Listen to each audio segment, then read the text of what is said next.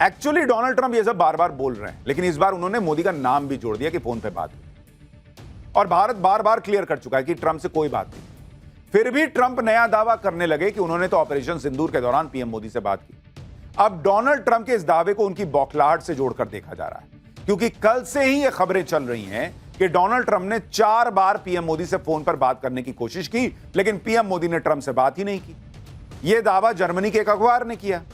कल से यह खबर अंतर्राष्ट्रीय जगत में छाई हुई थी कि अरे यार, अमेरिका के ट्रंप की तो बड़ी बेइज्जती कर दी, मोदी ने बात ही नहीं कर रहे हैं वो।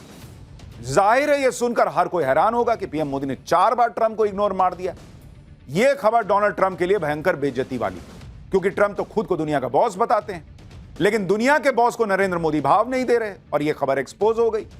जैसे ही यह खबर वायरल हुई, उसके कुछ ही घंटे में ट्रंप ने दावा किया कि मैंने तो मोदी से बात की थी, मैं तो धमका रहा था, मैंने तो कह दिया था कि दिमाग घूम जाएगा तुम लोगों का, इतना टैरिफ लगा दूंगा। यानी ट्रंप अपनी बेइज्जती से बचने के लिए अब यह दावा कर रहे हैं कि मैंने मोदी से बात की थी तो इतने दिन में नाम लेके क्यों नहीं बोले कि मैंने मोदी से बात की थी। और चूंकि यह आदमी झूठ बोल रहा है, इसलिए इसने बयान देते देते बीच में बगल वाले से भी बोला कि तुम थे ना वहां पे। कभी किसी बड़े राष्ट्राध्यक्ष को ऐसे बोलते देखेंगे, तुम थे ना वहां पे। ट्रंप को लग गया कि दुनिया में मेरी बेइज्जती हो रही है कि मोदी फोन नहीं उठा रहे मेरा, तो एक काम करता हूं, मैं मोदी को बता देता हूं कि मैंने मोदी को ऐसा कर दिया, वैसा कर दिया। क्योंकि अगर ऐसा किए थे तो पहले बोलते। आप यह भी देखिए कि डोनाल्ड ट्रंप ने सीज फायर पर नया सनसनीखेज बयान उस वक्त दिया है जब भारत पर 50% टैरिफ लागू हो, लेकिन नरेंद्र मोदी झुके नहीं। जब दुनिया को यह मैसेज चला गया कि ट्रंप का टैरिफ कोई ब्रह्मास्त्र नहीं है कि उससे हर देश डर ही जाएगा, जब भारत और अमेरिका के बीच ट्रेड डील रुक गई है और इस डील को रोकने का भारत ज्यादा लोड नहीं ले रहा, ट्रंप ने ऐसे वक्त में मोदी को टारगेट करने वाला बयान दिया।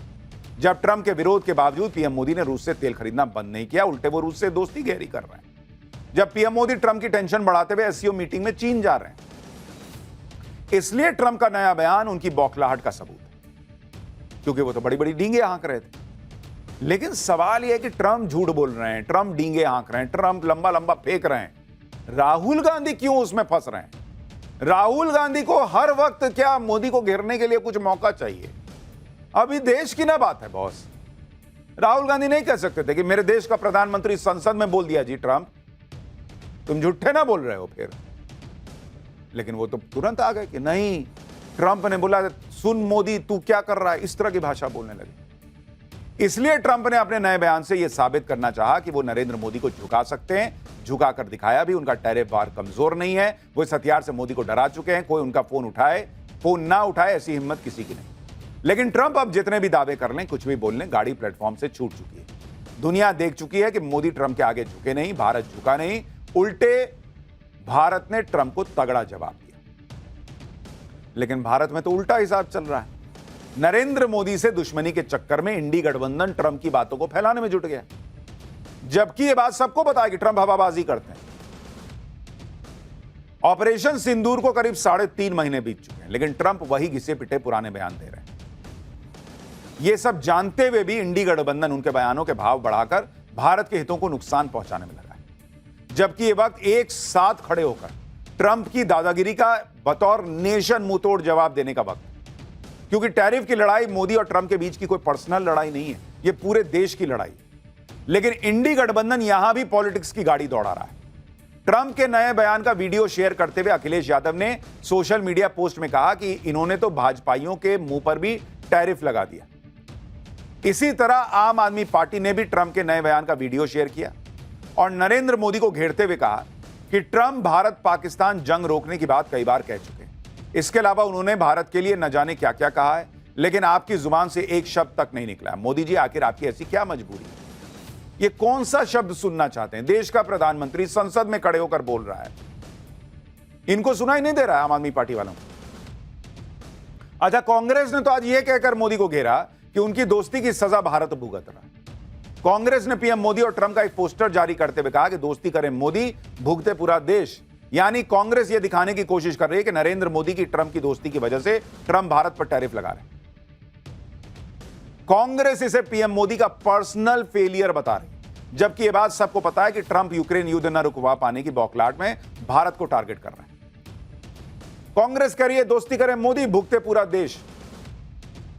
अच्छा चलिए, इनके लॉजिक के हिसाब से नरेंद्र मोदी ने ट्रंप से दोस्ती की, इसलिए ट्रंप ने भारत पे टैरिफ लगा दिया। जिनपिंग ने दोस्ती की थी इसलिए लगा दिया। दुनिया के बाकी देशों ने दोस्ती कर ली इसलिए लगा दिया। क्या खाली भारत पे टैरिफ लगाया हुआ है? हाँ, भारत पे एक्स्ट्रा लगाया क्योंकि भारत इनके सामने झुकने को तैयार नहीं। इसमें पर्सनल दोस्ती का मामला क्या है? ऐसा नहीं है कि ट्रंप ने सिर्फ भारत पर टैरिफ लगाया, 70 से ज्यादा देशों पर टैरिफ लगाया, लेकिन कांग्रेस पार्टी यहां भी लग गई। आप देखिए कि इधर कांग्रेस टैरिफ को लेकर पीएम मोदी को टारगेट कर रही है, उधर दुनिया के दूसरे देश मोदी पर यह भरोसा जता रहे हैं कि वो संभाल लेंगे। जैसे फिजी के प्रधानमंत्री हाल ही में भारत के दौरे पर आए, उन्होंने ट्रंप के टैरिफ को लेकर पीएम मोदी से कहा था कि कोई आपसे बहुत खुश नहीं है, कोई व्यक्ति आपसे बहुत खुश नहीं है। उन्होंने इशारा किया कि ट्रंप, मगर आप इतने ताकतवर हैं कि इन मुश्किलों को झेल सकते। मतलब बाहर के देशों को हम पे भरोसा है कि भारत झेल लेगा, भारत देख लेगा, मोदी देख लेंगे। अपने यहां नरेंद्र सरेंडर फैलाने में लगे हुए हैं। आप यह भी देखिए कि डोनाल्ड ट्रंप ने भारतीय प्रोडक्ट्स पर टैरिफ लगाकर एक तरफ से अमेरिका के बाजार भारत के लिए बंद करने की कोशिश की, लेकिन नरेंद्र मोदी ने भी ठान लिया कि अगर ट्रंप एक दरवाजा बंद करेंगे तो भारत और दरवाजे तलाश लेगा। ट्रंप के डबल टैरिफ से भारत के टेक्सटाइल गारमेंट एक्सपोर्ट पर असर पड़ेगा, लेकिन भारत अपने टेक्सटाइल एक्सपोर्ट को बढ़ाने के लिए 40 दूसरे देशों से बात कर रहा है। इसमें यूके है, जापान है, साउथ कोरिया है। ये तमाम ऐसे देश हैं, इसके अलावा और दूसरे देश जहां की मार्केट में भारत अपने टेक्सटाइल एक्सपोर्ट को पुश करेगा। इसके अलावा रूस, Germany, Italy, Spain, Netherland, Poland, Belgium, UAE और ऑस्ट्रेलिया से भी बातचीत की जाएगी। इन देशों के सामने भारत अपने टेक्सटाइल इंडस्ट्री की अच्छी क्वालिटी, मजबूती और विश्वसनीयता को सामने रखेगा। ये 40 देश कुल मिलाकर करीब 51 लाख करोड़ की कीमत के टेक्सटाइल और अपैरल का इंपोर्ट करते हैं। इस वजह से इन देशों में भारत अपने टेक्सटाइल एक्सपोर्ट मार्केट को बढ़ा सकता है, जो मौजूदा वक्त में सिर्फ 5 से 6% है। ट्रंप के टैरिफ का सबसे ज्यादा असर जिन सेक्टर्स पर पड़ेगा उसमें टेक्सटाइल भी शामिल, इसलिए टेक्सटाइल इंडस्ट्री के लिए दूसरे बाजार तलाशे जा रहे हैं। ट्रंप के टैरिफ वॉर से निपटने के लिए भारत ने यही रणनीति बनाई कि जो सेक्टर ज्यादा प्रभावित हैं उनके लिए नए बाजार तलाशे जा रहे हैं। इसके लिए एक्सपोर्ट प्रमोशन काउंसिल्स को लगाया गया है। दुनिया के अलग अलग देशों की मार्केट में डिमांड और सप्लाई को देखा जा रहा है। इतना ही नहीं, अंतर्राष्ट्रीय एग्जीबिशन, ट्रेड फेयर्स में भारतीय प्रोडक्ट्स को बढ़ाया जाएगा। अलग अलग सेक्टर के लिए अलग अलग कैंपेन चलाया जाएगा। फ्री ट्रेड एग्रीमेंट्स का कैसे इस्तेमाल किया जाए, इसके लिए एक्सपोर्टर्स को गाइड भी किया जाएगा। ट्रंप के टैरिफ के प्रभाव को कम करने के लिए मोदी सरकार उन सेक्टर्स के प्रतिनिधियों से भी मुलाकात करेगी जो टैरिफ की वजह से सबसे ज्यादा प्रभावित है। इस हफ्ते कॉमर्स मिनिस्ट्री कई सारी मीटिंग्स करने वाली है। केमिकल्स, जेम्स और ज्वेलरी समेत इसके अलावा अलग अलग सेक्टर्स के एक्सपोर्टर्स को बुलाया जाएगा कि आओ भाई बताओ क्या क्या दिक्कत है, हम क्या मदद करें, कैसे एक्सपोर्ट को बढ़ाया जाए और इंडस्ट्री को टैरिफ के प्रभाव से बचाया जाए, इस पर इनसे चर्चा हो। भारत पर 50% टैरिफ लगने के बाद मोदी सरकार का पहला रिएक्शन भी आ गया। विदेश राज्य मंत्री कीर्तिवर्धन सिंह ने कहा है कि हमारी अर्थव्यवस्था बहुत मजबूत है, हमारी इंडस्ट्री बहुत मजबूत है और निश्चित रूप से हम अपनी जनता और देश को नुकसान नहीं होने देंगे। हम टैरिफ से निपटने के लिए जरूरी कदम उठा रहे हैं। विदेश राज्य मंत्री कीर्तिवर्धन सिंह ने कहा कि यह टैरिफ गलत है, क्योंकि जिस वजह से भारत पर टैरिफ लगाया गया है वो काम तो कई देश कर रहे हैं। उन्होंने कहा कि हमारे पास एक बड़ी जनसंख्या है जिसकी एनर्जी जरूरतों को भी देखना जरूरी है। ट्रंप टैरिफ लगाकर भी भारत को झुका नहीं पाए तो वो दूसरे तरीके तलाशने में जुट गए। अब कुछ बातें ऐसी भी चलने लगी सोशल मीडिया पर कि भारत को सबक सिखाने के लिए H-1B वीजा को खत्म कर देना चाहिए। अमेरिका के वाणिज्य सचिव हार्वर्ड ल्यूटनिक ने H-1B वीजा को स्कैम करार दे दिया। उन्होंने कहा कि मौजूदा H-1B वीजा सिस्टम एक घोटाला है जो विदेशी कर्मचारियों को अमेरिकी नौकरियों के अवसरों को भरने का मौका देती है। अमेरिकी कर्मचारियों को नियुक्त करना सभी बड़े अमेरिकी व्यवसायों की प्राथमिकता होनी चाहिए। इसके अलावा ल्यूटनिक ने डोनाल्ड ट्रंप की गोल्ड कार्ड योजना का भी जिक्र किया और कहा कि सिर्फ उन्हीं धनी विदेशियों को अमेरिकी निवास दिया जाएगा जो अमेरिका में $50 लाख का निवेश करें। ट्रंप की पार्टी के कुछ और नेता भी H-1B वीजा के खिलाफ बयान दे रहे हैं। सोशल मीडिया पे कुछ लोग भी लिखने लगे कि भारत अगर रशिया से तेल खरीदना बंद नहीं करता है तो इनका H-1B वीजा बंद करो। H-1B वीजा ना हुआ हलवा हो गया कि रातों रात बंद कर दो। ये इतना आसान नहीं है। H-1B वीजा हर किसी को अमेरिका नहीं देता कि भाई कोई भी आया उसको H-1B वीजा मिल गया। ये highly skilled, highly talented professionals को मिलता है। इसके लिए अमेरिका अपने यहां स्किल्ड प्रोफेशनल्स की कमी को पूरा करता है और इसमें भारत का टैलेंट पूल सबसे ज्यादा काम आता है। तो ऐसा नहीं है कि भारत पे कोई एहसान कर रहा है अमेरिका कि आओ आओ एक काम करो, आओ तुम वहां बैठे हो, आओ हमारे यहां नौकरी कर लो। भारतीय टैलेंटेड हैं और उनके पास वो हुनर है जिसकी अमेरिका में कमी है, इसलिए वहां उनको नौकरी मिलती है। और उससे जितनी लागत में अमेरिका वाला जितना नवाबी झाड़ते हुए काम करेगा, उससे कम पैसे में भारतीय जो है वो तन मन धन लगा के काम करते हैं। H1B वीजा जिन्हें मिलता है वो हाईली स्किल्ड प्रोफेशनल्स होते हैं, जिसके लिए अमेरिकी कंपनियां अच्छा खासा खर्च भी करती हैं।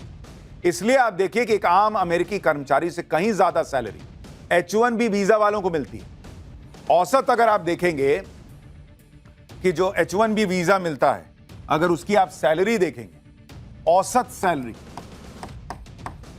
भाई अपने भारतीयों को इतना कम करके मत आंको कि भाई अमेरिका ने H1B वीजा दे दिया, बहुत बड़ा एहसान कर दिया। हम जो काम करते हैं ना उसकी वजह से हमको वो मिलता है। तो जो H1B वीजा वाले हैं उनकी सैलरी जो है, औसत सैलरी कितनी होती है? $1,08,000, ठीक है। और सामान्य अमेरिकी की उसकी सैलरी कितनी होती है? अमेरिकी की, सामान्य अमेरिकी की उसकी सैलरी होती है $45,760। ये देख रहे हैं आप, इतना मैसिव डिफरेंस है, ऑलमोस्ट डबल से ज्यादा सैलरी मिल रही है H1B वीजा वर्कर्स को। क्यों? क्योंकि वो हाईली स्किल्ड लोग हैं। अगर इनकी जरूरत अमेरिकी कंपनियों को नहीं होती तो क्यों उन्हें अमेरिका में बुलाया जाता और क्यों इन पर इतना खर्च किया जाता? और ये क्या हवा में मिल जाएंगे आपको कि हाँ सब भारतीयों को उठाओ, इनका H1B वीजा कैंसिल करो, वापस भेज दो? काम कौन करेगा? ट्रंप के भतीजे काम करेंगे क्या वहां पे? आप ये भी देखिए कि साल 2022-23 में करीब 2,65,000 H1B वीजा जारी हुआ। इसमें से 78% वीजा भारतीयों को मिला। National foundation for American policy के मुताबिक हर एक H1B वीजा पोजीशन की भर्ती के साथ ही अमेरिका में 8 अतिरिक्त जॉब क्रिएट होती हैं। अमेरिका की दिग्गज टेक कंपनियां जिस पर अमेरिका इतना घमंड करता है, जैसे गूगल, माइक्रोसॉफ्ट, अमेजॉन, ये सब H1B वीजा के तहत आने वाले टैलेंट के भरोसे अपनी ग्रोथ करती हैं। इस H1B वीजा के जरिए जो टैलेंट प्रोफेशनल्स की भर्ती होती है, उसी से कंपनी को मुनाफा होता है, दायरा बढ़ता है उसका। इससे बाकी जॉब क्रिएट होती हैं, जैसे मार्केटिंग में, सेल्स में, कस्टमर सर्विस में। तो एक H1B वीजा अमेरिका देता है मान लीजिए भारतीय को, तो वहां अमेरिका में 8 नौकरी पैदा होती है, सेल्स में, मार्केटिंग में और दूसरी जगह पर, क्योंकि कंपनी का ग्रोथ होता है। तो भारतीय नौकरी खा नहीं रहे हैं, भारतीयों की वजह से कंपनियां मुनाफा कमा रही हैं, तो अमेरिकियों को नौकरी भी मिल रही है। H1B और L1 वीजा के जरिए भारतीय अमेरिका की इकोनॉमी में सालाना $1 बिलियन का कंट्रीब्यूशन करते हैं बॉस। भारत की आईटी इंडस्ट्री हर साल अमेरिका में 4 लाख डायरेक्ट और इनडायरेक्ट जॉब्स क्रिएट करती है और हर साल 5 बिलियन का टैक्स चुकाती है। अगर अमेरिका ने H1B वीजा पर सख्ती दिखाई तो इससे अमेरिका की इकोनॉमी को ही नुकसान होगा, क्योंकि अमेरिका की कंपनी में काम करने वाले H1B प्रोफेशनल्स अमेरिका की ही कंपनियों को आगे बढ़ा रहे हैं और रातों रात इनका कोई रिप्लेसमेंट नहीं मिल जाएगा। यानी भारत को दुश्मन बनाकर अमेरिका का काम चलने वाला नहीं है, यह मान के चलिए। अमेरिका को हर हाल में भारत का साथ चाहिए, भले ही आज टकराव है, लेकिन आखिर में भारत और अमेरिका को साथ मिलकर ही काम करना होगा। इसका एहसास ट्रंप के उन बड़बोले मंत्रियों को भी हो चुका है जो पहले भारत के खिलाफ उल्टे सीधे बयान दे रहे थे। अमेरिका के वित्त मंत्री के तेवर नरम पड़ने शुरू भी हो गए। उन्होंने कहा है कि ट्रंप और मोदी के अच्छे संबंध हैं, आखिर में भारत अमेरिका साथ आ जाएंगे। अमेरिका के वित्त मंत्री जो कुछ दिन पहले तक भारत को धमका रहे थे, वो अब ये बता रहे हैं कि भारत से तो सबसे पहले डील होने वाली थी, वो कुछ मामला फंस गया और रूस के तेल का मामला हो गया, इसलिए मामला अटक गया। लेकिन भारत सबसे बड़ा लोकतंत्र है, अमेरिका सबसे बड़ी इकोनॉमी है और हम आखिर में साथ आ जाएंगे। यही ट्रंप का प्लान भी है बॉस। वो आदमी पीछे जाएगा, आज नहीं तो कल जाना ही पड़ेगा। लेकिन अमेरिका को, ट्रंप को, इनको आदत नहीं है कि भारत जिस मजबूती से जवाब दे रहा है वैसे कोई जवाब नहीं, इसलिए ये लोग अलबला गए। इनको निकलने का रास्ता नहीं मिल रहा है।